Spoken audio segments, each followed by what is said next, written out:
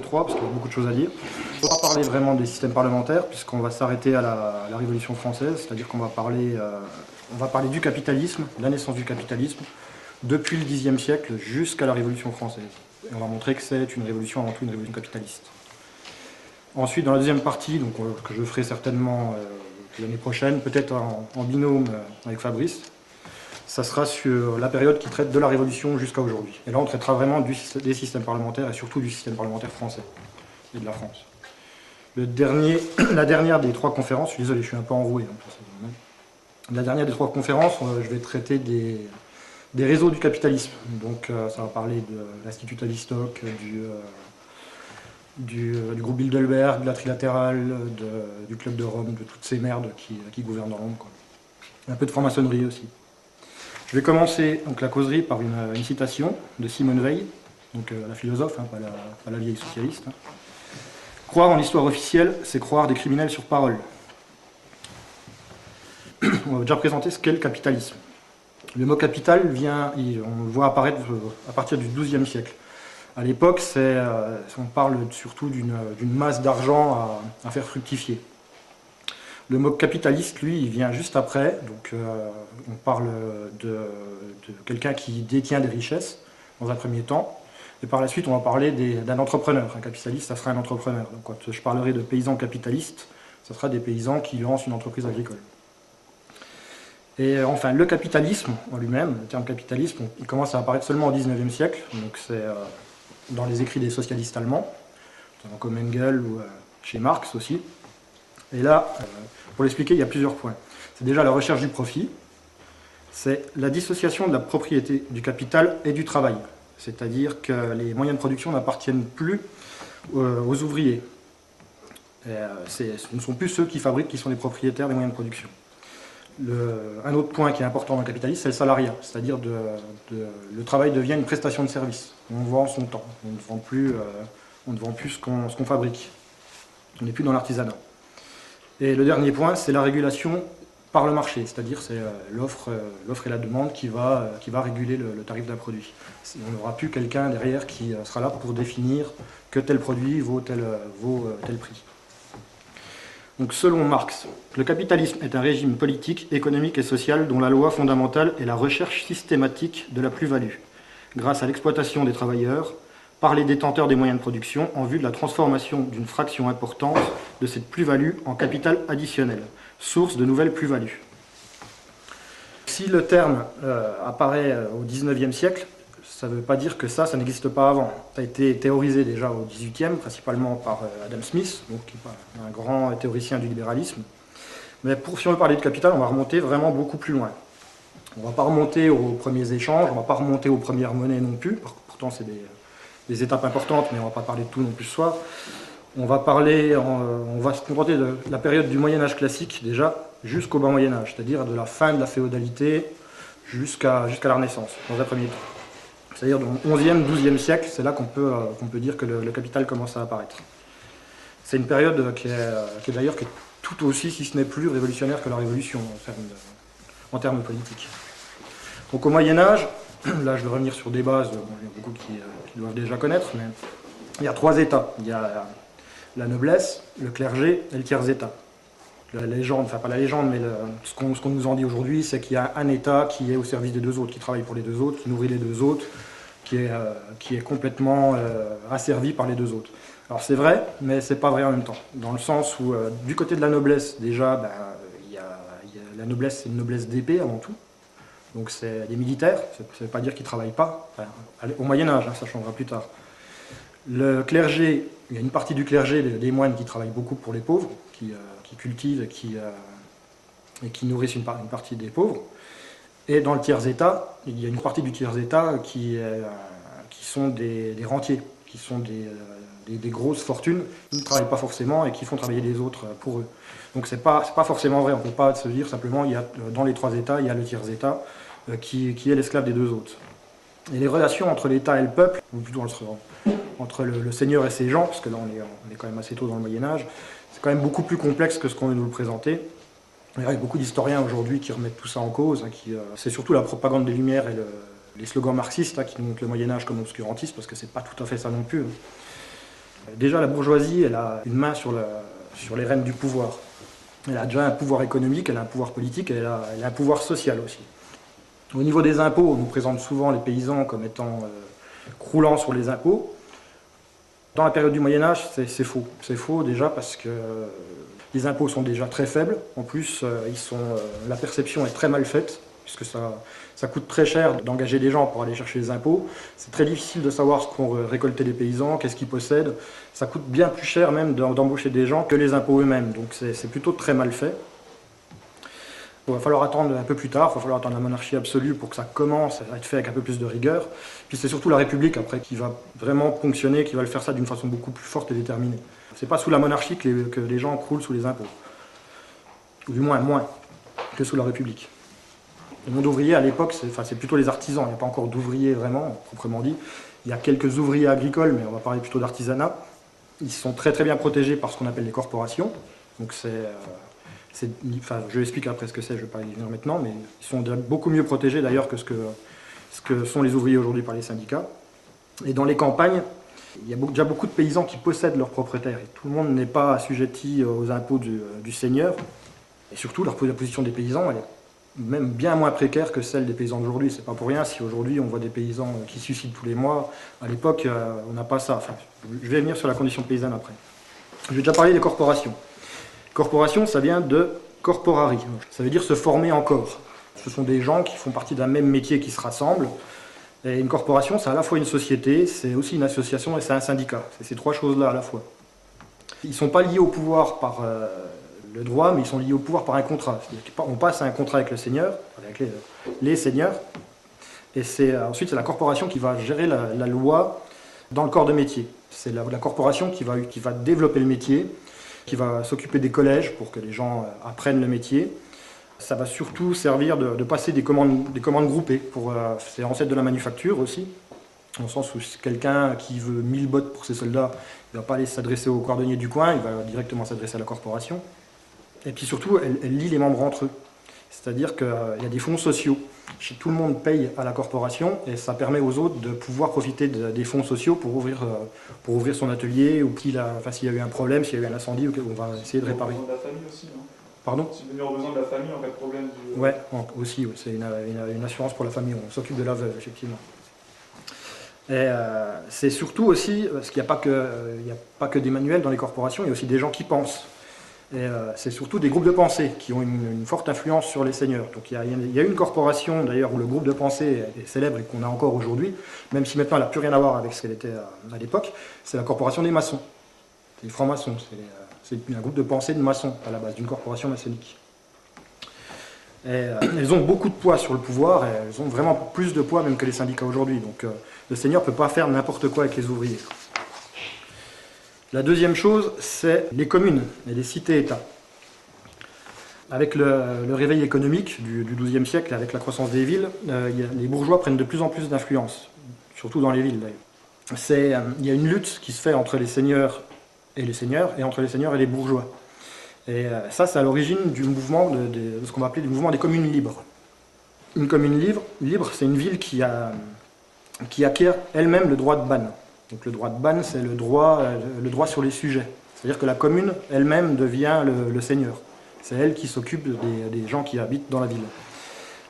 Ça explique d'ailleurs, c'est de là que vient le mot banlieue, c'est-à-dire que c'est un quartier où la population se gère elle-même. C'est un territoire où on n'applique pas le droit de ban. La monarchie, contrairement à ce qu'on peut penser, elle est plutôt favorable à ça. Parce que surtout là, on est dans la fin de la période féodale. Il y a les vassaux du roi qui sont à la fois ses concurrents, enfin sont à la fois des rivaux potentiels. Donc les communes, elles affaiblissent leurs vassaux, donc la monarchie est plutôt favorable à ça. Elle laisse les communes se développer. On a par exemple le comte de Flandre et le roi de France qui encouragent vivement les communes. Donc dans une commune, les citadins se gouvernent en commun, d'où l'appellation de commune d'ailleurs. Ça peut être une démocratie, ça peut être une république, ça peut être... c'est comme une corporation en fait, là, sauf que là on ne parle plus de corps de métier, mais on va parler de citadins. Ça va être à la fois une société, une association et un syndicat. Il y aura aussi des fonds communs, comme dans les corporations. Les fonds communs vont pouvoir aller dans les œuvres charitables, ils vont pouvoir aller dans l'aide s'il y a un quartier qui a des difficultés parce qu'il a brûlé ou quelque chose comme ça. Ça va aller dans la construction des bâtiments publics. Et quand il y a trop de sous, ça va même jusqu'à organiser des fêtes pour toute la ville. Les lieux communs aussi, c'est ce qui reste en fait. Pardon? Ouais, c'est ce qui reste du pot commun. Non, ce que je disais, il y a des lieux communs aussi. Ça s'appelle les communs en fait. Et dans Ouais, le oui. village, J'y viens après. en fait. J'y viens après, justement. C'est la deuxième partie, enfin, c'est la partie campagne.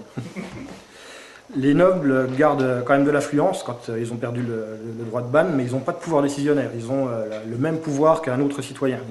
C'est pas eux qui sont à la tête de la commune. Et le clergé non plus. Le clergé, il a une influence, ça c'est clair, mais il n'a pas de pouvoir décisionnaire. Les citoyens sont tous égaux, mais certains sont plus égaux que d'autres. C'est-à-dire que c'est plutôt quand même la haute bourgeoisie dans la plupart des communes qui va tenir les rênes. Il y aura aussi la petite et moyenne bourgeoisie, mais elle ne va pas tenir les rênes directement. Ça va être par affinité avec les grandes familles.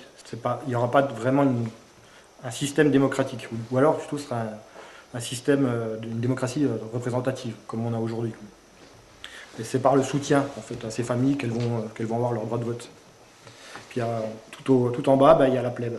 Donc effectivement, elle profite quand même du fonds commun, mais par contre, on lui demande autre chose, c'est la plèbe. Donc, par exemple, en France, dans le nord-est, il y a des communes qui jouissent vraiment d'une réelle indépendance. Elles font carrément leurs propres lois, elles ne sont pas sur les lois seigneuriales du tout. Elles battent leur propre monnaie, elles lèvent leur propre milice, elles ont leurs propres soldats. Donc ça se retrouve dans les noms de villages comme Villefranche, comme Francheville, Francville. En Allemagne, par exemple, c'est Fribourg, Freiburg. Et on va même avoir des communes qui constituent vraiment des petits États. C'est surtout en Allemagne et c'est surtout en Italie du Nord. C'est aussi ici, parce qu'ici, il ne faut pas oublier qu'on a la République de Mulhouse, qui a rejoint la France seulement à la Révolution française, mais qui était très indépendante. Je pense que toi, tu connais bien. Hein. Bon, maintenant, je vais aborder les communaux. Donc les conditions misérables des paysans. Comme on nous présente la seigneurie comme le système oppressif de domination qui exploite le paysan. Aujourd'hui, il y a de plus en plus d'historiens qui disent que c'est pas du tout ça. Au Moyen-Âge classique, on a 3 types d'exploitation agricole déjà. Au Moyen-Âge classique, donc c'est la première partie du Moyen-Âge. On est quand même encore dans le 11e, 12e siècle. Il y a déjà l'alleu. L'alleu, c'est les paysans sont déjà propriétaires de leurs terres. Ils sont quasiment pas taxés. Il n'y a quasiment pas d'impôt pour eux. Ensuite, il y a la tenure. La tenure, c'est prêté par le seigneur à une communauté paysanne. En contrepartie, la communauté paysanne, elle va soit le louer, elle va avoir une location par argent, soit elle va donner une partie de sa récolte, soit elle va faire des corvées. Elle va faire des corvées dans la 3e type de terre, ce qu'on appelle la réserve, qui appartient au seigneur. C'est-à-dire qu'on leur offre une terre, mais en échange, ils vont devoir s'occuper de celle du seigneur pour approvisionner le seigneur. Les corvées, elles sont très, très vite abandonnées. À partir du XIIIe siècle, il n'y en a déjà plus beaucoup. Elles sont rachetées par les communautés. Et c'est plus souvent une location en argent. Le problème de la tenure pour le seigneur, c'est que la location en argent, la tenure, elle est fixe et inaliénable. C'est-à-dire que le prix ne changera pas. Donc avec l'inflation, ça pose problème, parce qu'au début, on a fixé un prix, mais le prix doit toujours rester le même, et avec l'inflation, au final, le seigneur ne reçoit plus rien. Et ça va poser un problème après, et ça, j'y reviendrai. C'est assez important pour la suite. Avec l'amélioration des rendements agricoles, on a déjà moins besoin de réserves. Donc les seigneurs vont avoir de plus en plus tendance à louer leurs réserves. Donc cette fois-ci, ça ne sera pas des tenures, ça sera un bail, parce que le bail, on peut le renouveler, on peut le rediscuter, donc on va pouvoir réajuster le loyer. Donc pareil, soit ça va être payé en argent, ou soit ça va être payé par ce qu'on appelle un contrat de métayage, c'est-à-dire que ça va être un contrat où le paysan va devoir donner une partie de sa récolte. Ça ne va jamais au-delà du 10e de la récolte, c'est pas énorme, sachant qu'à côté de ça, le paysan il a un jardin où il a sa propre consommation et que ce jardin n'est pas taxé. Donc par rapport à aujourd'hui, c'est pas énorme. Alors il y a des abus, quand même, il y a des abus de pouvoir, mais les paysans, ils ne se laisseront pas faire. Soit il y aura des émeutes, ou soit, étant donné qu'il y aura des communautés de paysans qui vont se former, elles vont avoir une certaine force aussi, elles vont pouvoir aller porter plainte vers le seigneur. Et comme le seigneur, à l'époque surtout, il a tendance à vouloir enlever un peu de pouvoir à ses vassaux, en général, il écoute plutôt. On n'a pas trop d'informations donc, sur le fonctionnement des communautés de village, donc là je vais un peu paraphraser Marion Sigaud, qui elle nous fait fait une excellente description d'une commune, mais c'est vers la fin du XVIIe siècle. Donc c'est une communauté paysanne du nord de la Bourgogne. Donc dans la communauté villageoise, le village il est attaché à la propriété collective. C'est-à-dire que l'usage appartient à tous. Et par contre, les terres n'appartiennent à personne. Ce n'est pas le paysan lui-même qui possède les terres, mais c'est le village qui possède les terres. On appelle ça des communaux, c'est-à-dire qu'ils sont communs, qu'ils sont dispo à tout le monde. Et tout le monde a accès aux champs. Les communaux apportent du fourrage, ils apportent du bois, de l'osier, de quoi faire sa toiture. Donc, et celui qui n'a rien ne meurt pas de faim, parce qu'il peut profiter de la récolte des autres. Donc tout le monde fait en même temps et ensemble les vendanges, les moissons et les fenaisons. C'est-à-dire que si quelqu'un a planté des vignes, même les gens qui n'ont pas de vignes viennent tous travailler pour les vendanges, on fait tout en commun. Les champs sont répartis entre les villageois au début de la saison, et une fois que les récoltes sont effectuées, ils redeviennent communs. Les règlements sont collectifs, et la police est locale, c'est-à-dire que ce n'est pas le seigneur qui envoie une police pour contrôler, ce sont les paysans eux-mêmes qui font leur propre police. Et c'est les paysans eux-mêmes qui aussi entretiennent la police. L'assemblée du village administre la communauté sous le contrôle du seigneur. Le seigneur a quand même son mot à dire, mais ce n'est pas lui qui administre vraiment la communauté. Et c'est elle qui décide, surtout, la communauté en matière de taille. La taille, c'est l'impôt. Donc c'est-à-dire que c'est la communauté elle-même qui définit l'impôt qu'elle va donner au seigneur. Ce n'est pas le seigneur qui vient demander ce qu'il veut comme impôt. En fait, ça ressemble beaucoup aux kolkhozes communistes qu'on connaîtra plus tard. Donc on est assez loin des clichés. Bon, après, je ne suis pas en train de vendre la monarchie non plus, parce qu'il y a quand même... je ne dis pas que tout va bien à ce moment-là, mais il y a surtout un gros travail de démystification à faire. Et surtout, toutes ces communautés, les corporations, les communautés villageoises, les communautés citadines, elles peuvent contracter des dettes. Et ça va être important pour la Suisse. Pour la Suisse aussi, d'ailleurs. Donc on arrive à la naissance du capitalisme. Et du capitalisme. Et du capital. Après l'Empire romain, l'usage de la monnaie a commencé à régresser pas mal en Europe. Donc il y a plusieurs causes à ça. C'est que on est dans des systèmes féodaux, et que les systèmes féodaux, ça laisse peu de place aux libertés économiques. Donc l'argent finit par disparaître petit à petit. Les paysans, on n'en voit plus. Les paysans, ils font du troc, ils ne s'échangent plus avec de l'argent. Il n'y a vraiment que dans les hautes classes où on voit encore passer des pièces de monnaie. Par contre, à partir du Xe siècle, surtout au XIe siècle, la monnaie commence à réapparaître. Et ça, c'est dû aux échanges avec le monde musulman, qui lui, utilise énormément la monnaie. Et c'est dû aussi aux Scandinaves qui vont aller chercher la monnaie là où ils sont, c'est-à-dire dans les coffres des monastères, et surtout à Byzance, aussi, qui leur ramène beaucoup de là-bas. Avec la prolifération aussi des communes, c'est le début des communes, des villes-États, des villes libres, des cités libres, elles vont toutes commencer à battre monnaie, donc on va commencer à avoir de l'argent qui va un peu partout en Europe. C'est l'époque où apparaît le florin, le génovinol, le ducat, le tournois, le denier angevin, le gros, la livre, le franc, donc le franc à pied, le franc à cheval. Il y a énormément d'argent, de pièces de monnaie très connues qui commencent à apparaître à ce moment-là. Et on trouve des pièces partout en Europe, donc ça facilite énormément l'échange. Donc du coup, on commence à avoir beaucoup de caravanes marchandes qui traversent partout l'Europe. Tout le monde a pris le modèle musulman, c'est-à-dire que les pièces sont faites soit en or, soit en argent. Donc ça permet de pouvoir calculer un change en fonction du poids de la pièce. Au XIIe siècle, donc le commerce est florissant grâce à ça. Et là, l'artisanat des villes a tendance à se porter vers l'exportation du coup. Et les réseaux marchands sont vraiment de plus en plus vastes. C'est là qu'apparaît la Hanse germanique, par exemple. Une espèce de corporation, en tout cas, enfin une guilde, une association entre les villes allemandes au nord. On a à peu près la même chose au sud aussi, avec les villes marchandes italiennes, avec Venise, Gênes, Florence. Il y a des gros réseaux marchands qui se font là. C'est des réseaux marchands qui profitent des routes commerciales que les croisades ont fait, donc soit que les croisades ont découvert ou qu'elles ont installées. On se retrouve avec un échange massif de monnaie étrangère. Donc c'est là qu'apparaissent les changeurs. Un changeur, c'est quelqu'un qui fait le commerce de la monnaie, qui va échanger une monnaie contre un autre et qui va prendre sa part au passage. Les changeurs, ils s'installent principalement dans les ports, mais après très vite ils s'installeront dans toutes les villes et puis aussi même dans les campagnes. Et ils s'installent, en général, ils posent un banc. Donc c'est un peu une moquerie, mais parce que le banc en général, à cette époque, c'est plutôt affilié au battleur, donc au saltimbanque. Et c'est ça qui va donner le mot banque, surtout. C'est le banc des changeurs. Quand le changeur fait faillite, on casse le banc, donc c'est la banqueroute. C'est de là que vient le terme. Donc ces changeurs, ils font le commerce de la monnaie, dû au fait qu'il y a deux grosses structures commerciales qui sont la Hanse germanique et les villes italiennes. À peu près au milieu des deux, la ville de Bruges, qui est le centre d'échange entre la Hanse germanique et les villes italiennes. Et dans cette ville, la place où on affiche la réglementation du marché, donc là où on affiche le prix des monnaies, c'est la place où il y a l'auberge Van der Bourse. La plupart des marchands brugeois, par la suite, quand ils vont se déplacer, ils vont appeler la place où il y a la réglementation du marché, ils vont l'appeler la place de la bourse. C'est de là que vient le mot bourse aussi. Il y a beaucoup d'échanges donc, qui se font entre les Flamands, les Italiens et les Allemands, enfin les Germains. Et pendant le marché, il faut qu'on aille vite. Donc on ne se paye plus en monnaie. On note ça sur un compte. Au début de la foire, on va voir le changeur, donc, qui est spécialiste dans l'enregistrement des transactions.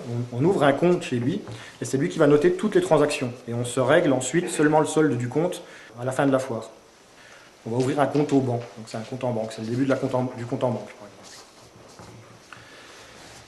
Il y a aussi quelque chose d'assez important, c'est quand on veut affréter une nef, qu'on est marchand, qu'on veut affréter une nef pour aller faire du commerce avec le Nord, ou alors quand on veut construire un moulin, par exemple, il faut des moyens.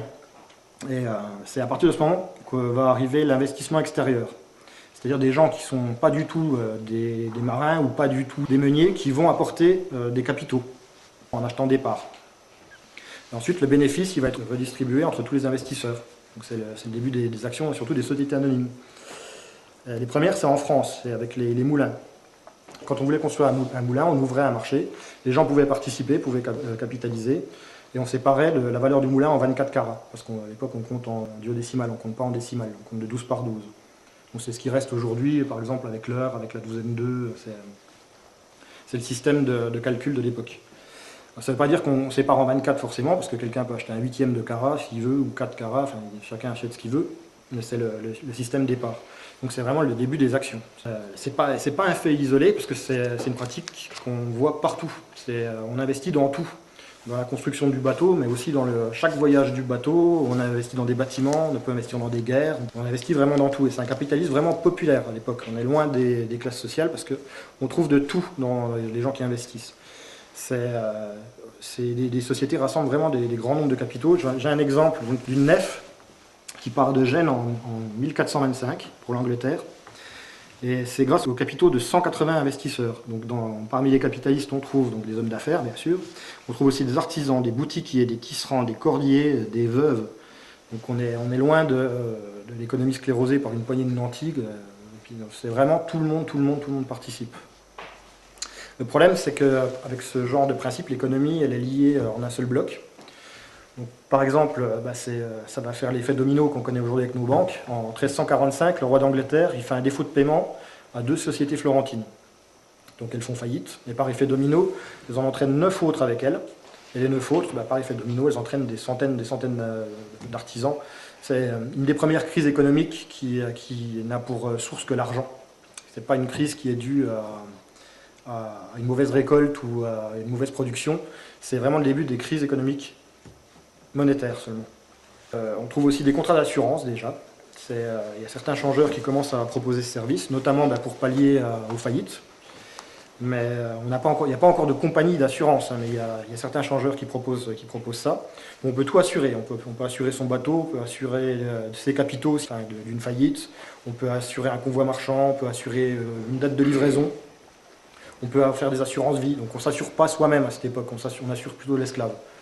Surtout les esclaves, enfin les femmes esclaves qui sont enceintes. La pratique par contre est mal vue parce qu'elle est proche du prêt à intérêt. Et le prêt à intérêt c'est mal, et c'est pas populaire du tout. C'est condamné par l'Église, mais c'est surtout condamné par tout le monde. C'est vraiment ancré dans les mœurs que le prêt à intérêt c'est mal. Déjà à l'époque, mais même à l'Antiquité, c'est déjà mal vu de prêter par intérêt, même bien avant, je viendrai après. Pourquoi ? Parce que le modèle d'usuraire, il présente plusieurs inconvénients, donc tant au plan social qu'économique, sur tous les points. Déjà, c'est une forme d'exploitation de l'homme par l'homme, parce que ça rompt les liens. Si je prête de l'argent, que tu m'es redevable de plus que ce que je t'ai prêté, On n'est pas dans un lien de solidarité du tout, on est dans le profit. Ensuite, ça favorise l'endettement, mais surtout ça favorise le surendettement, c'est un cercle vicieux, c'est qu'à partir du moment où on est trop endetté, ben, on réemprunte pour payer ses prêts. On accorde aussi plus d'importance du coup au capital qu'au travail, donc ça force l'émergence d'une nouvelle classe, une classe de rentiers, qui vit juste sur le profit et sans effort, donc qui vit surtout sans prise de risque, et puis qui vit sans réelle richesse, sans aucune réelle richesse produite. Ouais. À cette époque-là, ça n'existait pas du tout le prêt à intérêt. Si, bien sûr que ça existait, mais c'était mal vu. Fallait pas les grandes religions l'ont souvent ostracisé parce que le problème c'est qu'avant, quand tu pouvais pas payer tes dettes, tu pouvais tomber en esclavage. Ouais, donc je vais en parler après. Je vais justement parler de ça. Surtout depuis la Grèce. Non, on connaît le prêt à intérêt. Les premières traces du prêt à intérêt, c'est en Mésopotamie. Okay. Donc ça fait quand même... donc c'est responsable de l'accroissement des inégalités riches-pauvres. Ça a comme effet surtout des tensions ça fragilise la société. Et surtout, c'est un système qui est terriblement coriace. C'est qu'à partir du moment où quelqu'un en tire profit, il est en position de force et il fera tout pour rester en place. C'est ce qu'on connaît aujourd'hui. Alors, les pères de l'Église, même bien avant eux, donc comme je disais tout à l'heure, c'est bien avant, parce que déjà en Mésopotamie, on en parle, et puis déjà en Mésopotamie, on le limite. Donc, l'Église, elle a toujours dénoncé l'usure. Donc, quelques citations. J'ai Saint Léon, vers 450, le profit usuraire de l'argent, c'est la mort de l'âme. Saint Ambroise, qu'est-ce que le prêt-intérêt, sinon tuer un homme? Saint Jean Chrysostome, rien n'est plus honteux ni plus cruel que l'usure. Saint Léon, encore une fois, c'est une avarice injuste et insolente que celle qui se flatte de rendre service au prochain alors qu'elle le trompe. Celui-là jouira du repos éternel qui, entre autres règles, d'une conduite pieuse n'aura pas prêté son argent à usure. Tandis que celui qui s'enrichit au détriment d'autrui mérite en retour la peine éternelle. Dante en parle beaucoup dans la Divine Comédie aussi, où il dénonce pas mal d'usuriers. Il ne donne pas leur nom, mais il donne leur armoirie. D'ailleurs, la seule fois où Jésus utilise la force dans l'Évangile, c'est les marchands du temple. Hein. C'est pareil, c'est pour les usuriers. Dans l'islam aussi. « Oh, vous qui avez cru, craignez Allah et renoncez au reliquat du riba. » Le riba, c'est le prêt-intérêt. Si vous êtes vraiment croyant, et si vous ne le faites pas, alors recevez l'annonce d'une guerre de la part d'Allah et de son messager. Et si vous vous repentez, vous aurez vos capitaux. Vous ne léserez personne et vous ne serez pas lésés. Après, dans la religion judaïque, c'est pas tout à fait pareil, par contre. Je cite, hein, « Tu ne demanderas pas d'intérêt à un de tes compatriotes, ni pour de l'argent, ni pour de la nourriture, ni pour quoi que ce soit. » Parce que là, tout va bien, on est à peu près pareil. « Tu pourras tirer intérêt de l'étranger, mais tu n'en tireras pas de tes compatriotes. Suis bien ce commandement, et le Seigneur, ton Dieu, te bénira en tout ce que tu entreprendras dans le pays que tu vas occuper. » Il y a déjà Aristote qui en parle, pour venir bien avant, pour dire que ça existe depuis... ça n'arrive pas au Xe siècle. Ce qu'on déteste avec le plus de raison, c'est la pratique du prêt à intérêt, parce que le gain qu'on en retire provient de la monnaie elle-même, et ne répond plus à la fin qui a présidé la création. Car la monnaie a été inventée en vue de l'échange, tandis que l'intérêt multiplie la quantité de monnaie elle-même. C'est même là l'origine du mot « intérêt », car les êtres engendrés ressemblent à leurs parents, et l'intérêt est une monnaie née d'une monnaie. Par conséquent, cette dernière façon de gagner de l'argent est de toutes la plus contraire à la nature. Donc Aristote, il sait de quoi il parle, hein, parce que justement, c'est ce que tu disais tout à l'heure, au 5e siècle, donc avant la démocratie athénienne, il y a eu une grosse crise économique, une crise agricole à Athènes, et les paysans se sont endettés par prêt à intérêt. Ils sont tellement endettés qu'au bout d'un moment, ils doivent se vendre eux-mêmes en esclaves, donc, pour pouvoir régler leurs dettes. Donc déjà, pendant la démocratie athénienne, on sait le mal que peut amener l'usure. On le sait au Moyen-Âge, on le sait déjà dès l'Antiquité, on le sait en Mésopotamie. Donc Mésopotamie, c'est 3000 ans avant Jésus-Christ. On sait que l'usure finit par tout contrôler. Il y a beaucoup de changeurs qui, malgré les interdictions, pratiquaient quand même l'usure. Donc on ne se montrait pas, on essaye de faire ça en dessous de table, mais par contre on le pratique quand même. Et puis pas que dans les villes, en campagne aussi, où là en campagne en plus il y a moins de contrôle, donc là on se lâche, hein, c'est une usure pure et dure. Et comme c'est interdit, le métier est mal encadré en plus. Enfin, il n'est pas encadré du tout. Donc il n'y a pas de... Donc ce qu'on fait pour pouvoir pratiquer l'usure, ben, on va jouer sur le change. Donc on prête une monnaie puis on se fait rembourser par une autre. Pas mal, ça marche bien. On fait ce qu'on appelle la location-revente. Donc la location-revente, c'est on achète un bien, on promet à quelqu'un de lui revendre au même prix qu'on lui a acheté, mais entre-temps on lui fait payer un loyer. Donc ça représente de l'intérêt. Ou alors, il y a un autre moyen, c'est qu'on peut confier de l'argent aux juifs aussi, puis faire prêter par les juifs. Ça marche aussi. Donc par exemple, ça marche tellement bien que je vais vous donner quelques exemples. En 1457, à Sienne, les Juifs sont tenus de faire connaître les habitants de la ville qui placent de l'argent chez eux. En 1460, le pape demande à Milan de taxer les capitaux des Juifs pour financer la croisade contre les Turcs. Donc le maître de Milan va voir le pape, il lui dit, il lui dit qu'il y a de nombreux capitaux chrétiens qui sont placés chez les Juifs, et que s'il fait ça, ça va le mettre en mauvaise posture, lui et tous les bons chrétiens. Donc du coup, le pape se rétracte. Mais les Juifs ne sont pas forcément les prêteurs principaux. En fait, il y a trois grandes catégories de prêteurs. Il y a les Juifs, mais les Juifs, eux, vont plutôt prêter des petites sommes. Ils vont prêter plutôt aux pauvres, aux pauvres, la petite bourgeoisie. Ensuite, il y a les Lombards. Les Lombards, c'est ce qu'on appelle les Lombards, c'est tous ceux qui sont issus des villes italiennes du Nord. Surtout, c'est pas que ceux de la Lombardie. Ça va aussi même jusqu'en Toscane. Donc les Lombards, il y a énormément de prêteurs lombards qui eux s'en foutent un peu des interdits de l'Église. Et puis après il y a les petits bourgeois, donc là qui pratiquent une usure discrète, mais eux ils vont prêter des très très grosses sommes aux nobles. Malgré tout, l'idée que le prêt, au final, ça soit quand même un service pour les marchands et les hommes d'affaires, que ça peut aider les artisans, ça peut aider les paysans. Donc cette idée-là, elle commence à faire du chemin, si bien que l'Église, elle commence à être de plus en plus tolérante quand même. Donc on tente de justifier ça plutôt de manière plus ou moins claire. Donc c'est saint Thomas d'Aquin par exemple qui essaye. Dans son contrat avec l'emprunteur, le prêteur peut, sans aucun péché, stipuler une indemnité à verser pour le préjudice qu'il subit en se privant de ce qui était en sa possession. Ce n'est pas là vendre l'usage de l'argent, mais recevoir un dédommagement. Autrement dit, ok, on va faire le prêt intérêt, mais par contre on va se limiter à un certain pourcentage. Donc du coup, ce qui doit arriver arrive. Donc, je donne un petit exemple, un changeur lombard qui s'installe il installe son banc dans un petit village. Donc au début, il rend des services, il fait des prêts, il donne quasiment pas d'intérêt, il ne demande aucun gage. Donc tout le monde commence à l'apprécier, on sait qu'on peut compter sur lui. Et puis tout d'un coup, non, il va arrêter de prêter, il va demander des gages. Il va monter les taux d'intérêt. Quand ça va être en retard, il va demander des compensations. Au final, avec ce jeu-là, il va finir par récupérer les terres des paysans. Et au final, il va finir par récupérer le village entier. Et ça arrive assez fréquemment à l'époque. Donc à plus haut niveau aussi, ça arrive aussi dans les villes. Donc là, c'est plus le village, mais c'est la ville qui tombe. Donc c'est ce qui se passe en Italie du Nord, avec les nobles qui sont énormément endettés avec les guerres civiles.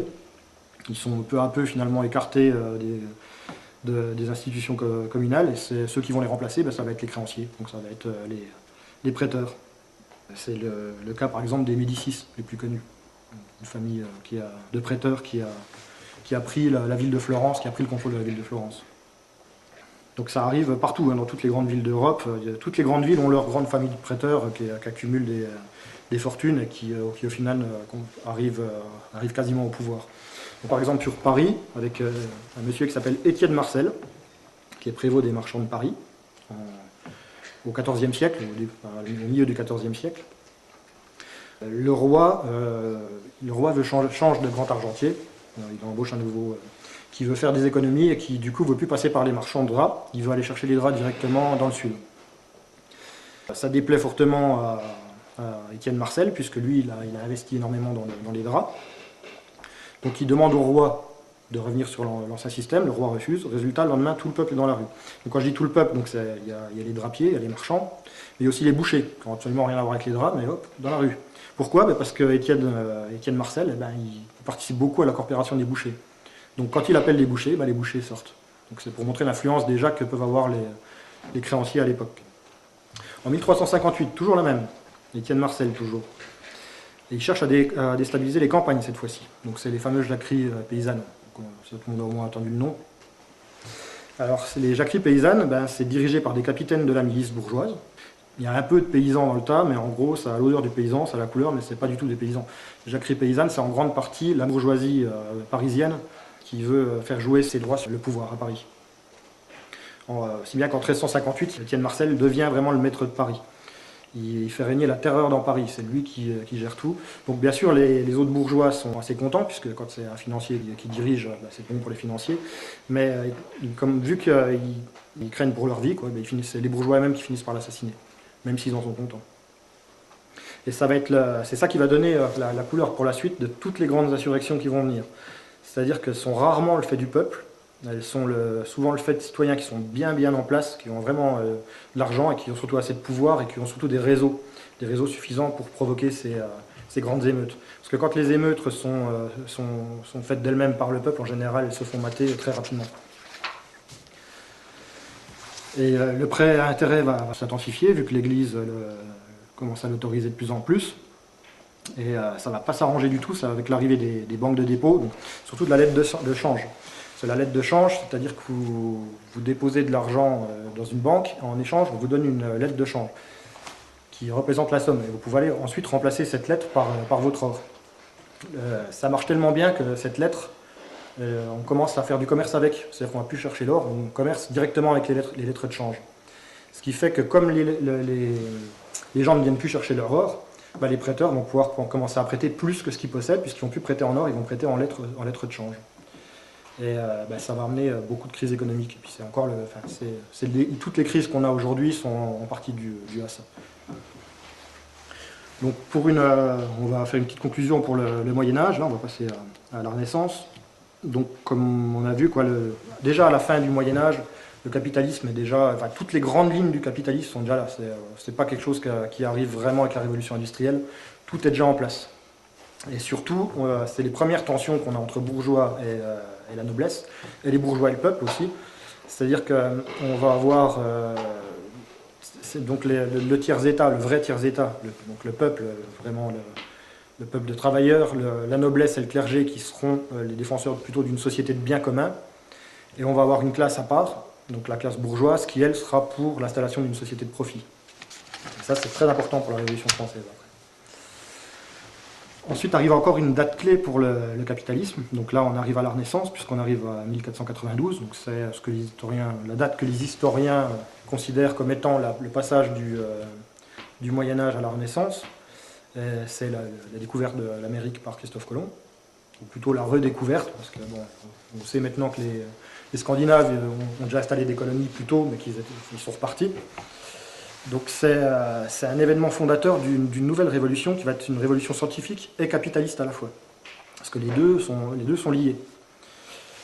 Jusqu'à là, pour les Européens, tout était dans les écrits. Tout était dans les écrits saints. Donc il n'y avait rien à redécouvrir, il n'y avait pas de science directe, puisque tout était écrit. Il suffisait d'étudier les écrits saints, de les appliquer, et c'était tout ce qui restait à faire en matière de découverte. Sauf que là, à peine on va découvrir le territoire américain, tous les Européens vont s'empresser d'aller le coloniser, de le piller. Ça va exiger surtout l'acquisition rapide de beaucoup de connaissances nouvelles, notamment en géographie, en linguistique, en anthropologie, des connaissances dans les plantes, dans les animaux, dans le climat. Donc on va faire énormément de découvertes. C'est cette bataille à la colonisation qui va permettre une explosion scientifique. Et ce qui est intéressant, c'est que là aussi, notre histoire, elle se repose vraiment sur des bases fausses. Pourquoi ? Parce qu'en fait, elle se pose une mauvaise question. Parce qu'on a tendance à se demander pourquoi est-ce que l'Europe était en mesure de conquérir le monde à l'époque et pas les autres civilisations. Mais c'est pas la vraie question en fait. Parce que la Chine, elle aurait pu le faire. Les premières expéditions chinoises, elles datent de 1405. Donc, et la dernière, elle date de 1433. En plus, les Chinois, ils étaient vraiment en avance au niveau navigation à l'époque. Donc ils auraient très bien pu découvrir l'Amérique et coloniser l'Amérique. Donc pourquoi elle ne l'a pas fait ? Tout simplement parce que pour les Chinois, comme pour la plupart des gens, comme pour vous j'espère aussi, l'idée de dépeupler un continent entier pour ramasser des quantités d'or en tuant tout le monde, ça ne leur parlait pas, quoi. Tout simplement. Donc la vraie question qu'il faut se poser, c'est pas de savoir qui pouvait diriger le monde, mais pourquoi l'Europe a voulu diriger le monde. Ce qui fait que l'Europe l'a fait, c'est la relation entre les prêteurs et les emprunteurs. Parce que les conquistadors, c'est ni plus ni moins que des entrepreneurs, c'est-à-dire que c'est une entreprise dans laquelle on a mis des capitaux, et on a monté une opération et à partir de rien dans le but d'en tirer de l'argent. C'est une expédition capitaliste avant tout. Il n'y avait pas ça en Chine? Non. En Chine, la volonté de découverte, elle était impériale. Elle n'était pas de gagner de l'argent.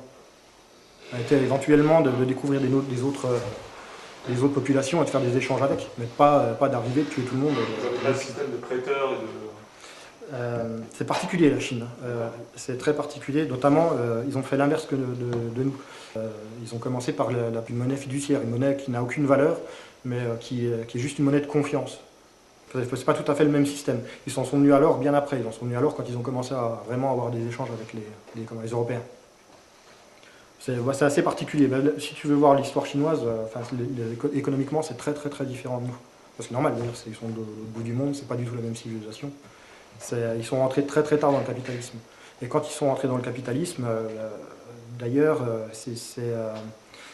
les grands théoriciens du capitalisme de l'époque des Lumières, donc Adam Smith et tout ça, s'est inspiré des Chinois, parce que comme c'était quelque chose de très différent, il a pu voir des choses que nous, on n'a pas exploitées.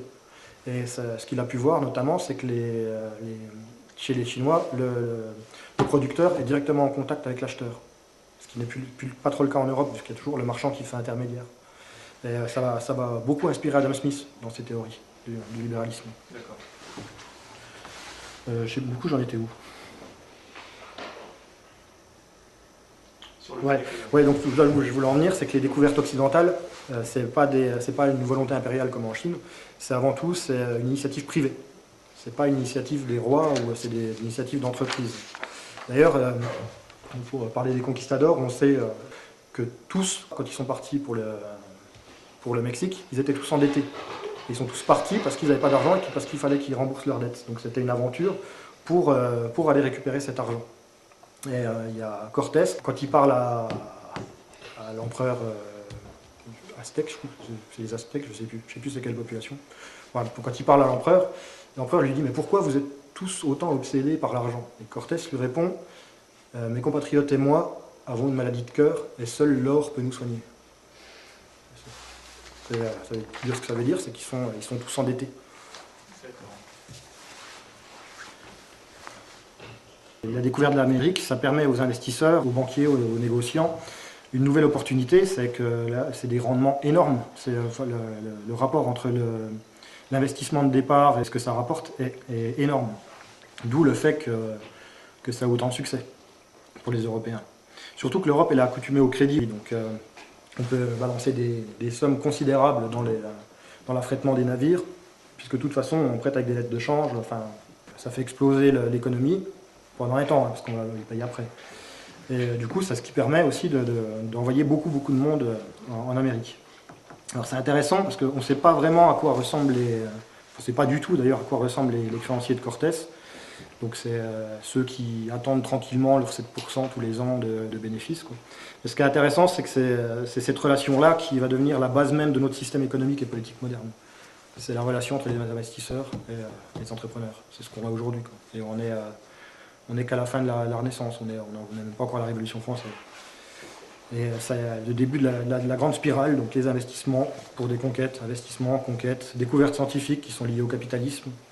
Donc tout le processus est en marche, les crédits, investissements, profits, ainsi de suite, ainsi de suite, ainsi de suite. On est déjà dedans, quoi. Donc un autre événement important, pareil, pendant la Renaissance, c'est la Réforme. Donc la Réforme, c'est l'arrivée du protestantisme, et surtout du calvinisme. C'est aussi une révolution capitaliste, mais cette fois-ci à travers la foi, directement. Il y a beaucoup de choses que les protestants, notamment Luther, reprochent à l'Église, et c'est vraiment très légitime. Hein, c'est-à-dire que l'Église, elle a beaucoup de pouvoir à l'époque, notamment c'est elle qui choisit si un mariage est légal ou pas. On se marie pas avec qui on veut, c'est l'Église qui dit si tu peux ou pas. C'est elle qui dit si le testament est légal, c'est elle qui dit si une naissance est légale. Enfin, si tu amènes ton fils, mais si l'Église veut que ce soit pas ton fils, c'est pas ton fils. D'où l'intérêt du protestantisme de se séparer de ça, parce qu'il y a des nobles qui n'ont pas forcément envie de se marier avec l'accord de l'Église, qui sont en désaccord avec l'Église sur certains mariages. C'est pour ça que c'est une des choses qui a fait le succès du protestantisme. Surtout que l'Église, à l'époque, elle s'embourgeoise, c'est-à-dire qu'elle ne demande pas de soutien, hein, elle l'exige. C'est la dîme, vous êtes obligé de soutenir l'Église. D'un côté, elle interdit le prêt-intérêt, mais d'un autre côté, elle brasse des millions. Le pape, c'est un homme d'affaires comme un autre. Hein. L'Église investit aussi, comme tout le monde. L'Église est capitaliste à l'époque. Elle va jusqu'à marchander les indulgences. L'indulgence, c'est quand vous allez vous confesser. Il dit ok, il n'y a pas de problème, tu feras un jeu, je vous salue Marie et tu vas me donner 10 pièces d'or en même temps. Donc, il marchande carrément. Donc c'est vrai qu'il y a vraiment une réforme de l'Église qui était nécessaire à l'époque. Il y en a eu une plus tard qui s'appellera la contre-réforme. Mais en attendant, quand on voit arriver le protestantisme, on aurait pu s'attendre à quelque chose de moins mercantile. En fait, pas du tout. Parce que le protestantisme, avant tout, la différence avec le catholicisme, c'est la grâce. C'est-à-dire que dans le catholicisme, tout le monde a la grâce de Dieu. Dans le protestantisme, la grâce, c'est des élus. C'est pas comme les juifs où c'est le peuple élu, c'est l'individu élu. C'est-à-dire que vous avez la grâce ou pas. C'est-à-dire que si vous êtes usurier, que vous ruinez quelqu'un mais que vous gagnez de l'argent, c'est parce que lui il n'a pas la grâce et que vous l'avez. Donc vous avez le droit. En fait, il n'y a que les riches qui ont la grâce. Quoi. Voilà, en gros c'est ça. Si tu réussis, tu as la grâce, si tu l'as pas, tu l'as pas. Ça change beaucoup de choses. Ça change beaucoup de choses, notamment, pour revenir à la conquête d'Amérique, ça change dans les relations avec les Indiens. C'est-à-dire que valait mieux se faire coloniser par les Français, donc par les catholiques, que par les protestants, parce que tous les Indiens qui se sont fait coloniser par les protestants, ils sont plus là. C'est radical, ou alors ils sont 30 dans une alcoolique, dans une petite réserve, mais il n'y en a quasiment plus. Tandis que du côté français, là j'ai quelqu'un qui était au Québec qui pourra témoigner, là. Du côté français, les relations avec les Indiens, c'est pour ça il y a du métissage, ils se marient entre eux, il y a du commerce entre eux. La plupart des Indiens qui sont fait coloniser par les Français, notamment à Québec, ils sont encore là aujourd'hui. Enfin, leurs descendants, pas eux, mais c'est... On a le même phénomène en Amérique latine. Ouais. On nous parle beaucoup des conquistadors et des massacres des Indiens. En réalité, plus de la moitié de la population d'Amérique latine, c'est encore des gens d'origine indienne. Ce qui donc ne relève pas d'un génocide. Par contre, dans le nord de l'Amérique, il n'y a plus d'Indiens, quoi. Ils sont 3-4 dans une réserve, comme disait Denis, mais voilà. Autre chose assez important qui marque aussi l'arrivée d'un capitalisme fort, c'est l'enclosure. Le système d'enclosure, ça se passe au XVIe siècle en Angleterre. C'est la fin des droits d'usage et des communaux en Angleterre. Pourquoi en Angleterre ? Parce qu'en Angleterre, la noblesse, elle choisit un autre chemin, parce qu'elle ne choisit pas le même chemin que la noblesse française. La noblesse, elle va s'embourgeoiser. Elle va devenir bourgeoise. Elle va concurrencer les bourgeois. Ce qui ne sera pas le cas en France. Si, ça sera le cas, mais à moindre mesure. Et plutôt que de laisser la tenure aux paysans, comme vont faire les nobles français, parce que la tenure, elle est gérée par une multitude de paysans, les nobles, eux, vont préférer louer la terre. Ils ne vont pas louer la terre à plein de paysans, ils vont essayer de louer leur terre à un ou deux gros paysans capitalistes, qui sont capables de tenir des gros domaines. Sauf qu'à l'époque, il y a quelque chose qui marche très très bien dans le marché, c'est le mouton, la laine anglaise. Donc tous ces gros paysans capitalistes qui vont récupérer les champs, ils vont faire principalement que du mouton. Donc on ne va plus faire d'agriculture, on va plus faire...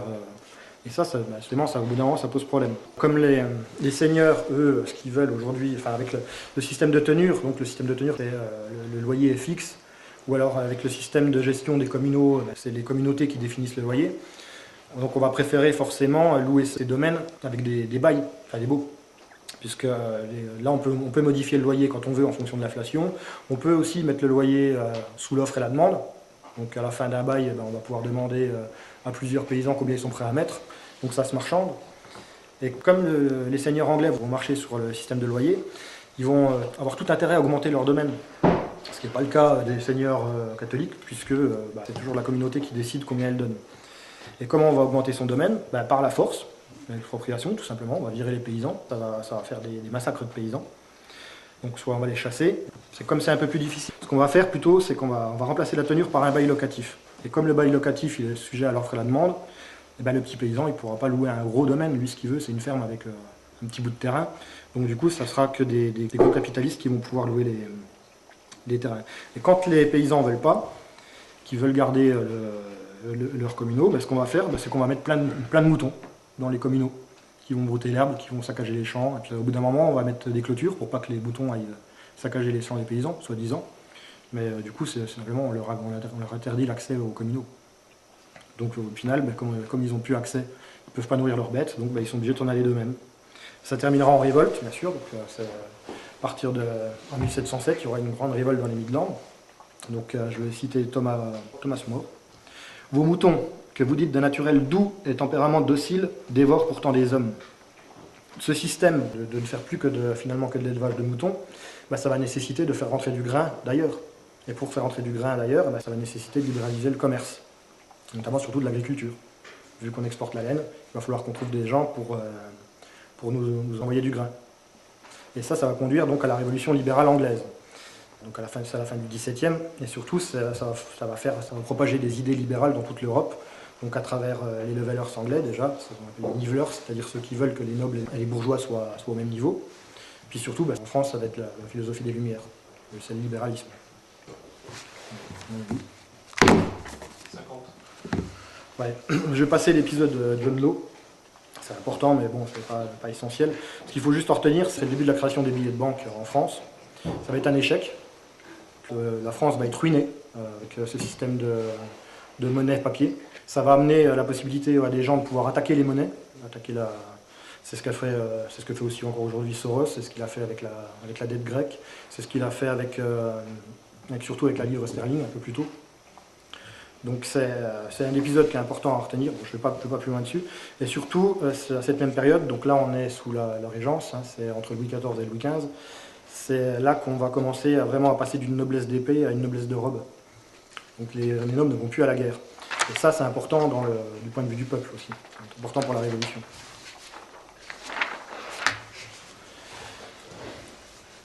Donc dans la première moitié du XVIIIe siècle, il va y avoir un événement que les historiens vont appeler la guerre des farines. Donc je vais encore une fois paraphraser Marion Sigaud, parce qu'elle en parle très très bien. Ouais, mais c'est pas de elle-même. Elle s'inspire des écrits d'un monsieur qui s'appelle Stephen Kaplan, qui est un spécialiste du pain dans l'histoire. Donc jusque-là, le commerce du grain était entièrement sous contrôle. C'est-à-dire, c'est pas un commerce comme un autre, c'est avant tout un service public. Le grain que détient un marchand, il ne lui appartient pas à lui, il est rémunéré pour ce service, il est rémunéré pour le service du transport du grain. Il a le droit d'acheter que le surplus des paysans, il n'a pas le droit d'acheter ce que les paysans consomment eux-mêmes. Et le prix d'achat et le prix de vente sont définis par avance par le gouvernement, ce n'est pas lui qui choisit combien il le vend, ni combien il l'achète. Et pour ça, c'est la police qui a la charge d'assurer que tout le royaume soit approvisionné en grain. Et que le grain soit vendu au juste prix. Et ça, jusque dans les petits villages reculés du royaume. On punit les meuniers qui vendent de la mauvaise qualité, et on punit aussi ceux qui entreposent du grain pour provoquer une hausse des prix. Donc, c'est-à-dire on punit les spéculateurs. Un monsieur qui s'appelle Jean de Montigny, donc c'est le président de la Cour du Parlement de Paris. Le Parlement qui n'a rien à voir avec le Parlement, le système parlementaire, hein, le Parlement de Paris, c'est des juges. Et, donc lui, il a en charge, il a la tête de toutes les polices. On le surnomme le boulanger. Donc c'est pour dire à quel point on sait à quel point c'est important. Le peuple sait à quel point c'est important de contrôler le commerce du grain. Le marchand doit déclarer le lieu d'achat, il doit déclarer ses entrepôts, il doit déclarer le lieu de vente. Toutes les transactions doivent être publiques, c'est-à-dire qu'elles doivent se faire au marché, de plein jour et avec des témoins. Et l'exportation, bien sûr, elle est interdite sous peine de mort. On n'exporte pas de grain, ce qui n'arrange pas spécialement les Anglais. Il y a un autre problème, c'est Paris, puisque Paris ne produit pas de grains. Et du coup, la campagne a l'impression que Paris dévore les campagnes. C'est Paris qui vient chercher tout le grain des campagnes. Et ça va provoquer, quelques petites émeutes. Pas bien méchants, mais bon, quelques petits mécontentements surtout. Et en 1763, on va se servir de ça pour passer l'idéologie des Lumières. Donc c'est quoi l'idéologie des Lumières ? C'est le libéralisme, hein, c'est-à-dire que sous couvert d'un combat contre la superstition et l'ignorance, il faut remplacer une société de biens communs par une société de profit. C'est le libéralisme, hein, ni plus ni moins. Je vais citer Montesquieu, philosophe des Lumières. L'effet naturel du commerce est de porter à la paix. Le commerce est un instrument de civilisation qui s'oppose à la barbarie en rapprochant les hommes et les nations, même lorsque la satisfaction de l'intérêt personnel est au fondement de toute activité humaine. Plein dans le libéralisme. Herbert, pareil. Il y a quelques vices dans les règlements par lesquels nous fondons l'administration et le commerce de nos grains. Le grain est un objet de commerce comme un autre qu'il faut démystifier. Alors ça, si vous regardez bien, ça rappelle beaucoup ce qu'a dit il n'y a pas longtemps le patron de Nestlé sur l'eau. Parce que l'eau est un bien commun aussi. Et justement, il propose de dire non, c'est un commerce. On peut faire le commerce aussi de l'eau, c'est un produit comme un autre, pourquoi pas. Ça, c'est important. Enfin, c'est pour dire à quel point on est toujours finalement dans le même monde. Hein. On vit dans le même monde. Ensuite, on a Vincent de Gournay. Lui, il fait une très bonne synthèse. Hein. Laissez faire les hommes, laissez passer les marchands. Ça vous rappelle quelque chose ? Ça, dedans. Alors, Louis XV par l'intermédiaire de son amante, donc, qui fait anoblir, qui fait appeler Madame de Pompadour. Et il s'entoure de penseurs et de philosophes des Lumières, donc principalement des gens issus de la bourgeoisie qui sont amenés par cette Madame de Pompadour autour du roi. Ça va être un lobby. C'est vraiment, ils sont appelés les physiocrates, c'est-à-dire que pour eux, tout est science. En gros, c'est un lobby libéral, c'est-à-dire que pour eux, l'économie est une science comme une autre. Donc, c'est-à-dire que par un principe de calcul simple, on devrait pouvoir gérer toute l'économie. Donc le roi, très friand de ce qui... Enfin, ils les écoutent beaucoup, hein, parce qu'il les subventionne, ils subventionnent leur journal. Ils ont droit aux presses royales pour presser le journal. Ils financent leur traque et ils emploient leurs militants. Donc ces gens-là font pression sur le roi, en lui expliquant que de toute façon, si on libéralise le grain, c'est impossible qu'il y ait une crise économique. C'est tout simplement scientifiquement impossible. Donc le roi y croit, il va céder, il va il va enlever tout ce qui est législation du commerce du grain, et ça va être une catastrophe. Le prix du pain va augmenter jusqu'à 2 à 3 fois le salaire moyen de journalier. Donc ça va être la famine. Et le roi va être au courant, donc là il va y avoir cette fois-ci pas des mécontents, mais vraiment des émeutes.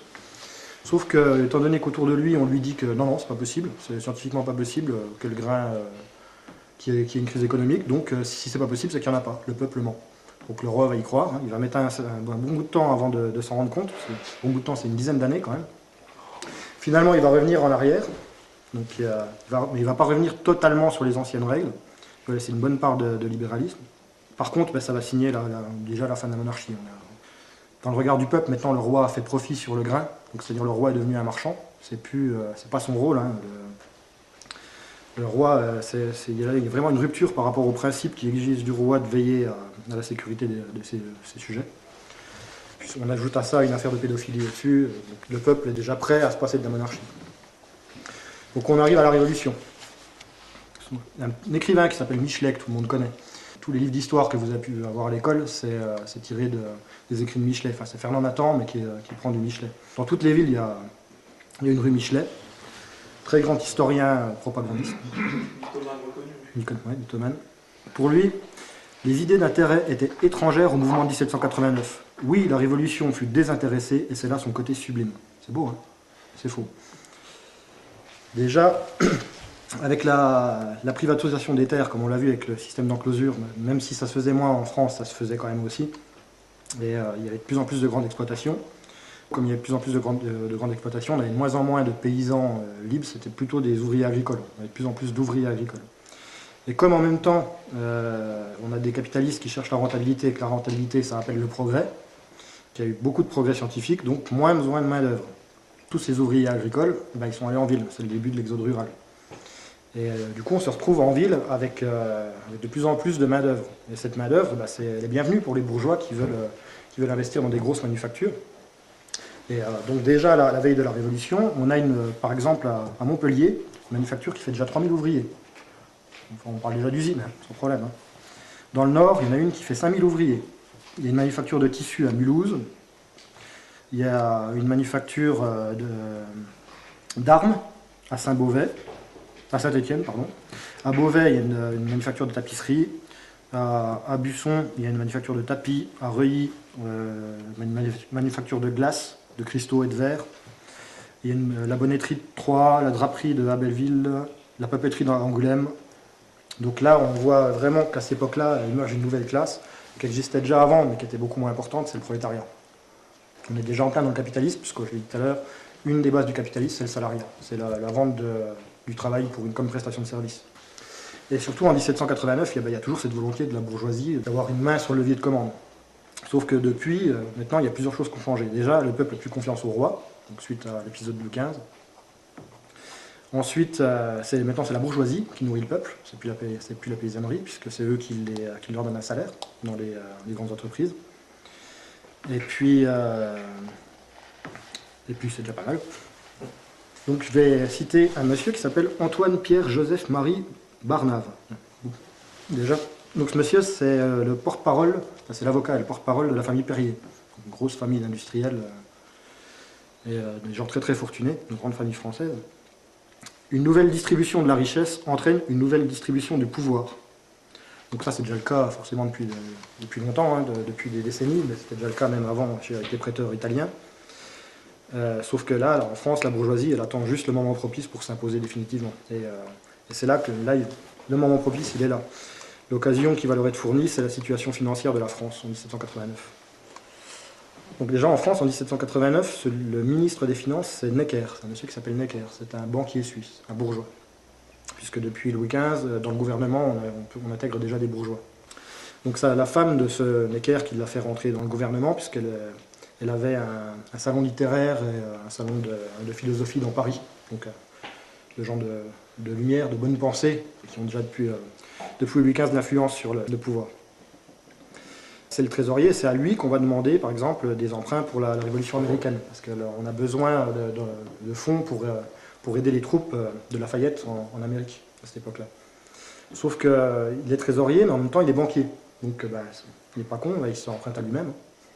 Donc, des très bons taux. Ça lui permet de s'acheter le château de Coppet, en 10 ans, quand même, un château. Ça va ? Alors que le royaume est déjà quand même très endetté. Il est déjà endetté depuis Louis XIV, parce que Louis XIV a fait beaucoup de guerres, il a fait des guerres de conquête. Notamment, il était en guerre contre la Franche-Comté, par exemple, aussi, contre l'Alsace aussi, il a dû emprunter énormément pour faire ses guerres. Ensuite, il y a eu la banqueroute du système Lowe, le système de billets, sur lequel je suis passé assez vite tout à l'heure. Et il y a eu Louis XV, qui n'a pas plus dépensé que les autres, mais le problème c'est qu'étant donné que le royaume est déjà endetté, quand on s'endette, qu'est-ce qu'il faut faire ? S'endetter pour rembourser ses dettes. On est dans le cercle vicieux, et c'est ce qu'ont continué de faire Louis XV et Louis XVI. Pourtant, c'était déjà mort pour eux, on peut dire. À partir du moment où ils étaient rentrés dans le jeu de la dette, c'était amené à la banqueroute de toute façon à un moment ou à un autre. Et puis, ce qui devait arriva, la dette est devenue irremboursable, c'est ce qui va nous arriver aussi, hein. On est exactement dans le même système aujourd'hui, hein. C'est exactement la même chose. On arrive à un moment donné où la moitié du budget annuel est destiné au remboursement de la dette. Donc en mai 1789, que va faire le roi pour éviter la banqueroute, déjà dans la banqueroute, il va convoquer les États généraux, le tiers-État, les nobles et le clergé. Ce que dit Sieyès maintenant, c'est que le tiers-État va devoir être écouté. Alors Sieyès, donc, qui est l'abbé Sieyès, qui est un des grands penseurs de la Révolution française, je pense que vous avez au moins entendu le nom. Il va dire « Autrefois, le tiers était serf. L'ordre noble était tout. Aujourd'hui, le tiers est tout. La noblesse est un mot, mais sous ce mot s'est glissée une nouvelle et intolérable aristocratie. » Ce que veut Sieyès, c'est que le tiers-État ait du pouvoir. Le tiers-État, c'est quoi ? C'est Necker et c'est des notables, c'est pas des paysans. C'est vraiment, on a les représentants du tiers-État, c'est la partie dorée du tiers-État, c'est-à-dire c'est les 1% qui possèdent. C'est pas les 99% d'ouvriers journaliers ou de paysans qui sont présentés là. On n'a que les gens, l'ensemble est assez cossu. C'est pas. Voilà ce que va dire Sieyès un peu plus tard. Donc ce même Sieyès, pour montrer à quel point quand même c'est la bourgeoisie qui est présente. Les citoyens qui se nomment des représentants renoncent et doivent renoncer à faire eux-mêmes la loi. Ils n'ont pas de volonté particulière à imposer. S'ils dictaient des volontés, la France ne serait plus cet État représentatif, ce serait un État démocratique. Le peuple, je le répète, dans un pays qui n'a pas une démocratie, et la France ne saurait l'être, le peuple ne peut parler, ne peut agir que par ses représentants. Et ça, c'est après la Révolution qui dit ça. Donc, c'est pour montrer qui est Sieyès. Donc d'ailleurs, c'est lui qui proposera le vote censitaire. Le vote censitaire, c'est-à-dire que les gens devront payer un impôt pour pouvoir voter. Tout le monde ne pourra pas voter. Bon, je reviendrai après. Pour être sûr qu'on n'ait que des gens bien et des notables qui soient élus. D'ailleurs, il y a quelqu'un du nom qui s'appelle De Villiers, je ne sais pas s'il a un rapport avec le De Villiers actuel, qui va proposer donc, de présenter un quatrième État. Mais non, on ne va pas faire ça. On ne va pas faire ça pour la simple et bonne raison, parce qu'on s'en fout de ce qu'ils ont à dire, le peuple.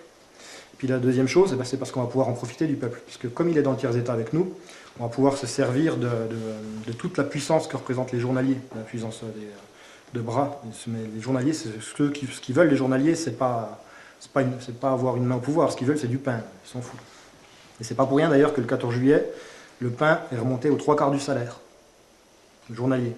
Donc, comme on bosse pas tous les jours, faut, avec 3/4 du salaire qui est destiné à la part de pain journalière, on ne peut pas manger tous les jours. Quoi. Parce que le dimanche n'étant pas travaillé, il y a plein de jours fériés, et là on n'est pas payé pour ça.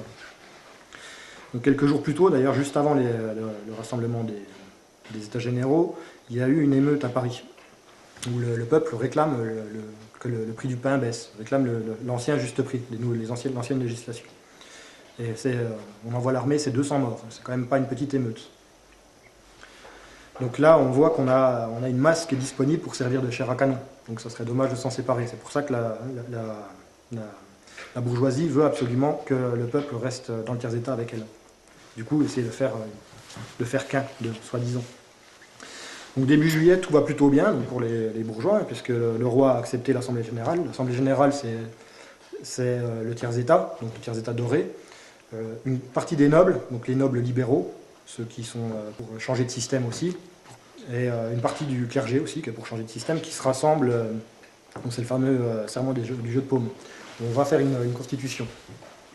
Donc le roi accepte cette assemblée générale, on va préparer une constitution qui va limiter le pouvoir du roi, et surtout on va donner maintenant un accès définitif au pouvoir à la bourgeoisie. Donc tout va bien pour eux. Par contre, le 12 juillet, tout d'un coup, le roi change d'avis, il se rétracte, il renvoie Necker, donc le fameux banquier qui est trésorier, donc responsable des finances, donc qui favorisait beaucoup les financiers, puisque lui-même était financier, ça se passait plutôt bien. C'était bien de placer un bourgeois quand même à la trésorerie. Donc le roi va renvoyer Necker et il va mettre à la place un gouvernement d'aristocrates, exclusivement d'aristocrates. On est au 12 juillet. Hein. Donc la bourgeoisie, elle avait presque gagné. Qu'est-ce qu'on fait? On va quand même pas le laisser gagner. On va quand même pas non plus prendre des armes, on va pas se salir les mains. Donc qu'est-ce qu'on va faire? On va aller aux Tuileries, on va aller aux Invalides, pardon, et on va appeler le peuple. On va appeler le peuple à la violence. Le 13 juillet, donc c'est des grands bourgeois qui vont se rendre aux Invalides, qui vont aller voir le gouverneur et qui vont le convaincre de leur donner l'accès à l'armurerie. Et c'est eux qui vont distribuer des armes au peuple. Que parmi ces grands notables qui sont en train de distribuer du fusil à tout le monde, il y a un banquier qui s'appelle Pergot, un banquier suisse aussi. Il y a un banquier qui s'appelle Delessert, un Suisse aussi. Il y a Boscari, donc Boscari c'est un agent de change, donc on voit qu'on a quand même du beau monde, quoi. C'est pas, du coup ils envoient le peuple à la Bastille. Pourquoi à la Bastille? Parce que la Bastille c'est la prison des aristocrates, c'est là où on envoie les dissidents, mais bon c'est une prison de luxe, hein. Voltaire a fait un séjour à la Bastille, il n'est pas ressorti, il n'a pas maigri une fois qu'il est ressorti, hein. C'est la prison tranquille. Par contre c'est un symbole parce que c'est la prison où on envoie les dissidents à l'aristocratie. Et le roi donc prend peur, il appelle l'armée. Manque de peau à l'armée, encore un Suisse qui gère l'armée, un ami de Necker. Et comme il s'agit de remettre Necker au pouvoir, l'armée ne va pas intervenir. Donc le roi va céder, il va rappeler Necker, ça y est, on a gagné. Enfin, on a gagné. La bourgeoisie a gagné. Moi, j'ai rien gagné, vous n'avez plus. Mais par contre, maintenant, du coup, on a armé la plèbe. Les gens ont des fusils. Donc il faut qu'on trouve une solution. Ce qu'on va faire, c'est que le 15 juillet, la municipalité va coller des affiches partout dans la ville. Elle va dire, si vous rendez les fusils, on vous les achète 2 jours de solde. Donc, les ouvriers qui n'ont rien, ils vont le faire, hein. Tout le monde va ramener ses fusils. À la campagne, il se passe aussi 2-3 choses. On a entendu qu'il s'était passé des choses au 14 juillet, donc on s'est dit, ça y est, on va être libéré de la dîme, on va être libéré des droits seigneuriaux. Non, pas du tout. Hein. En août, la dîme elle retombe, tout retombe. On va se révolter, on va faire une émeute aussi. Donc ils vont brûler 2 châteaux, ils vont tuer des aristocrates. Donc du coup, la nuit du 4 août, il y a la fameuse nuit où on va déclarer la fin des droits féodaux. En fait, la fin des droits féodaux, c'est on va remplacer l'impôt en loyer. On change le nom. Bon, ça marche, hein. Tout le monde se calme à peu près, mais bon, on voit l'arnaque, quoi. Par contre, donc là, tout le monde s'est calmé, ça va. Le problème, c'est que la plèbe, elle a pris conscience que maintenant, quand elle avait des fusils en main, on l'écoutait. Donc on ne va pas pouvoir laisser ça comme ça. Ce qu'on va faire, c'est Lafayette propose de créer une milice bourgeoise. Donc la milice, on ne va pas appeler ça comme ça, on va appeler ça la garde nationale quand même. On va créer ça en Paris à la province. Et pour rentrer dans la garde nationale, on va devoir payer son uniforme. Donc comment on est sûr qu'on n'aura que des gens de bien. On est vraiment une milice qui est purement bourgeoise. En 1790, donc on fait parader tous les gardes nationales, hein, c'est la fête des fédérés. Donc c'est ça qu'on fête en fait, hein. C'est pas le 14 juillet 1789, c'est le 14 juillet 1790. C'est la milice bourgeoise qui défile dans Paris et qui montre au peuple la nouvelle force de la bourgeoisie. Et, quelques années plus tard, le peuple va retourner dans la rue. Donc cette fois-ci, on va envoyer la garde nationale. La garde nationale, c'est pas l'armée du roi, hein. On y va à coups de canon, sans sommation, boum. Hein. Moi, je ne vais pas trop rentrer dans la Révolution française parce que ça sera mon intro pour la prochaine fois. Je le ferai pour la prochaine causerie. Je commencerai par expliquer plus en détail la Révolution française. Juste retenir quelques points. Donc on va faire une constitution. Par contre, CIS va faire admettre 2 classes. C'est-à-dire qu'il y aura des citoyens actifs qui auront le droit de vote, qui payent des impôts, et il y aura des citoyens passifs. Donc, les citoyens passifs, c'est des citoyens, mais ils ont le nom de citoyens, c'est tout. C'est pas des citoyens. Alors, que va faire la Révolution? Elle va mettre fin aux communaux, sous prétexte que tout est privatisable. Donc d'ailleurs, on l'a bien dans les droits de l'homme, article 17 des droits de l'homme, la propriété est inviolable et sacrée. Puis d'ailleurs, sous 93, les fédérés vont défiler sous une bannière qui s'appellera liberté, égalité, propriété. Bien marqué quand même. Ensuite, on va mettre fin aux corporations, sous prétexte que nul corps intermédiaire ne pouvait légitimement prétendre s'interposer entre le citoyen et la nation. Par-dessus, on va mettre la loi Le Chapelier. Donc là, c'est l'interdiction complète aux ouvriers de se coaliser pour enchérir leur travail. Donc interdit de faire grève. On va supprimer toute forme d'impôt progressif. On va supprimer toute législation du commerce du grain.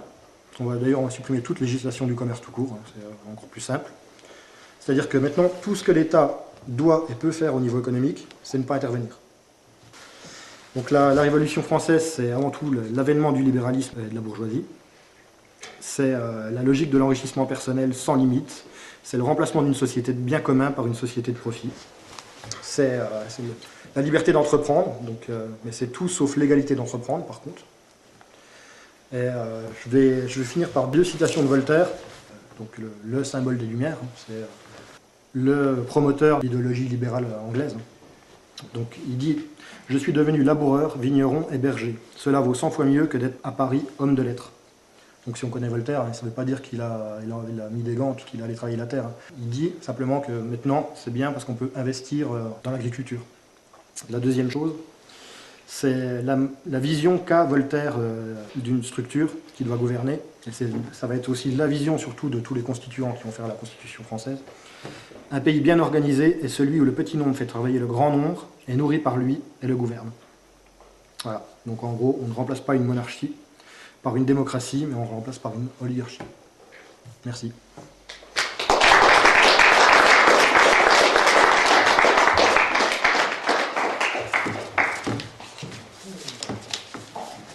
Une question, c'est plus sur l'argent.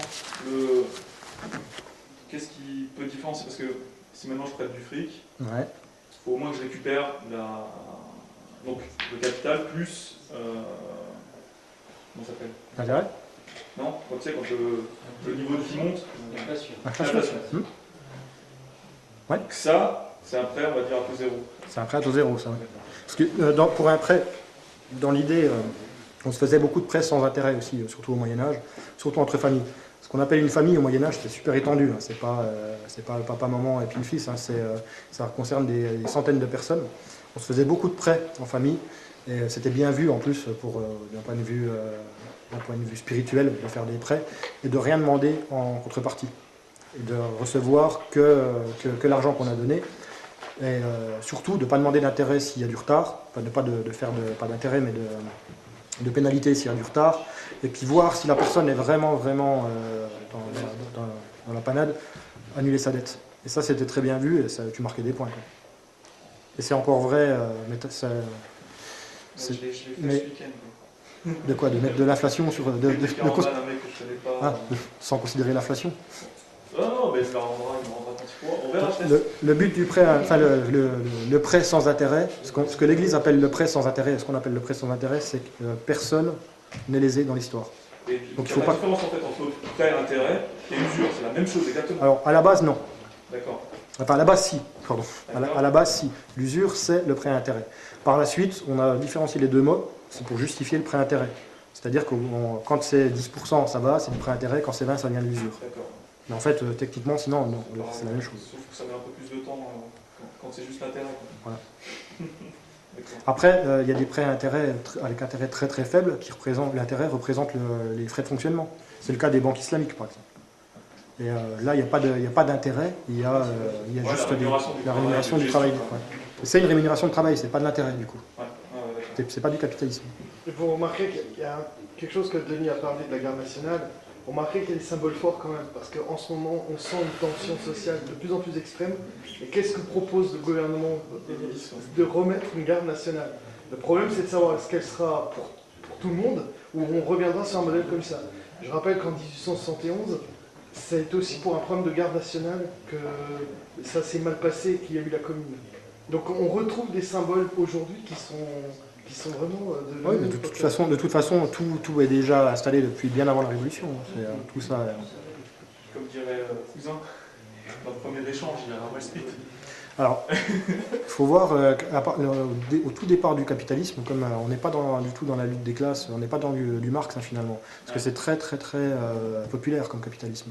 Je parle au moins jusqu'à la Renaissance. C'est vraiment la Renaissance après où le capitalisme devient effréné. À un moment donné, l'État prend le rôle de gestionnaire de monnaie avec la Banque de France. C'est Napoléon qui fait ça? Ouais, c'est Napoléon qui crée la Banque de France, mais ça après. Et ça a vite été dévoyé, ça a vite été récupéré par des intérêts privés. Ça a changé de main plein de fois. C'est devenu privé. Au départ, quand même, dans le fonctionnement, dans ce qu'il a expliqué à un moment donné, ces faillites de banques en domino, pour éviter ça après, ce qu'ils ont créé, ils ont créé des banques centrales. Mais les banques centrales, à la base, c'est une assurance de banque. C'est-à-dire que c'est des banques qui s'unifient entre elles pour faire une banque centrale, pour aider quand une banque fait faillite. Ça n'a absolument rien à voir avec la gestion. Et en fait, aujourd'hui, que fait la Banque Centrale Européenne? Elle donne des capitaux, tout le monde s'émeut en disant « Oh, elle ne donne pas aux gens, elle donne aux banques ». Mais c'est fait pour ça, à la base. C'est une assurance de banque. Et ça reste comme ça aujourd'hui. Je voudrais apporter un petit complément d'information par rapport à ce qui a été dit sur la prise de la Bastille. Ça, c'est un détail que les livres d'histoire n'évoquent absolument pas dans les manuels scolaires. S'il est juste que les personnages que tu as évoqués tout à l'heure ont bien existé, on ne sait pas qui étaient les principaux occupants de la Bastille en tant que prisonniers. En fait, j'en ai relevé 6. 6 avaient des problèmes psychologiques. Ils étaient enfermés là donc, pour des problèmes mentaux. Un 7e était accusé de viol et de violence donc, sur sa propre épouse. Et puis, il y en a un autre, complémentaire, parce que quand ils sont entrés dans la Bastille, ils ont trouvé des gens qui étaient bien nourris. Voilà, tout à fait, ils étaient bien nourris, ils étaient bien vêtus. Puis ils se sont retrouvés devant une problématique, c'est de faire savoir au peuple, parce qu'il a bien fallu donc ressortir, ne serait-ce qu'avec la tête du gouverneur de Launay, donc à qui ils ont sectionné le... Voilà, il a bien fallu justifier qu'il y avait quand même une certaine pauvreté.